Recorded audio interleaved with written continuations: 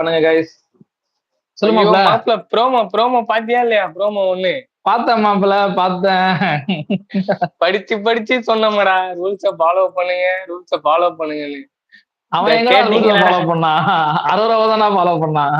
அதான் ஐயோ போச்சு. மாப்பிள, ரூல்ஸ் ஃபாலோ பண்ண சொன்னா அரோராவை ஃபாலோ பண்ணிட்டு இருக்கானா மாப்பிள. இதுக்கு தான்டா படிச்சு சொல்றது, ஃபாலோ பண்ணுங்கடா, ரூல்ஸ ஃபாலோ பண்ணுங்கன்னா கேட்கவே மாட்டீங்களாடா. ஆமா, படிடான்னு சொன்னோம். என்ன பண்றது? அவன் போட்டு அரோராவை படிச்சுட்டு மாப்பிள இருந்தான். முடிச்சு விட்டாங்க இப்படி பிக் பாஸ்ல. உட்காந்துருக்கான் மாப்பிள இப்படி உட்காந்துருக்கான் மாப்பிள துஷாரு. ஆமா மாப்ள, எனக்கே கொஞ்சம் பாவமா தான் இருந்தது. இப்ப பாவப்பட்டு என்னடா புண்ணியம், முதல்ல ரூல்ஸ ஃபாலோ பண்ணிருக்கணுமாடா. அவன் முடி வேற எல்லாம் கசின்னு. நடந்ததுக்கு ஆமா மாப்பிள, எல்லாம் நடந்ததுக்கு அப்புறம் இப்படிதானே மாப்ள? சோகமா மூஞ்சி வச்சு மாப்பிள, எல்லாம் நடந்ததுக்கு அப்புறம் செந்தில் மாதிரி மூஞ்சி வச்சிருக்கான்டா இப்படி. இல்ல மாப்ள, ஐயோ 2 3 கிச வாங்கிட்டு சோகமா இருந்தா எப்படிடா? அவன் பிக் பாஸ் காண்டாயிட்டு இருக்கிறாப்ல. யாரா அவன்? நேத்து வந்து ஒரு வாரத்துல இவ்வளவு கண்டென்ட் கொடுத்து இவ்வளவு இது பண்ணா காண்டாயிட்டாப்ல. லவ் கண்டென்ட்ல லவ் கொஞ்சம் ஓவரா கண்டென்ட் கொண்டு போயிட்டான். லவ் கண்டென்ட் எல்லாம் எப்பவுமே கொஞ்சம் நாள் ஆனாதான் கொடுப்பாங்க. இவங்க திடீர்னு பிக் சீக்கிரமா பாஸ் காண்டாயி போயிட்டாரு.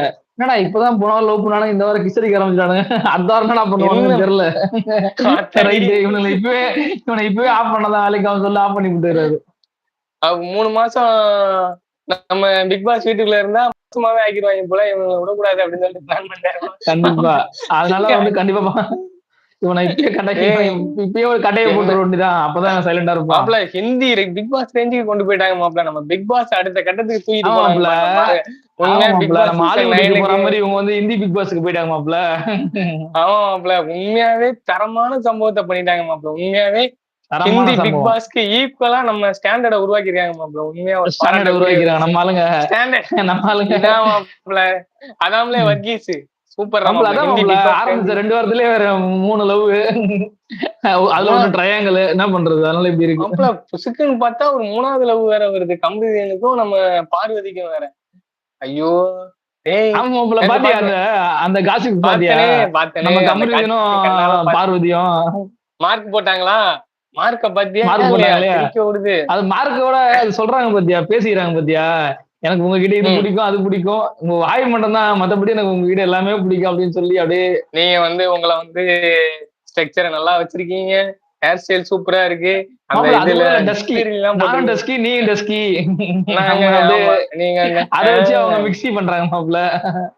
டஸ்கி டஸ்கின்னு. அடேங்கப்பா, அப்பவே சொன்னாப்ல அந்த பிரவீன் காந்தி அவரு, லவ் இன்னும் ஒரு 3 லவ் இருக்குன்னாரு.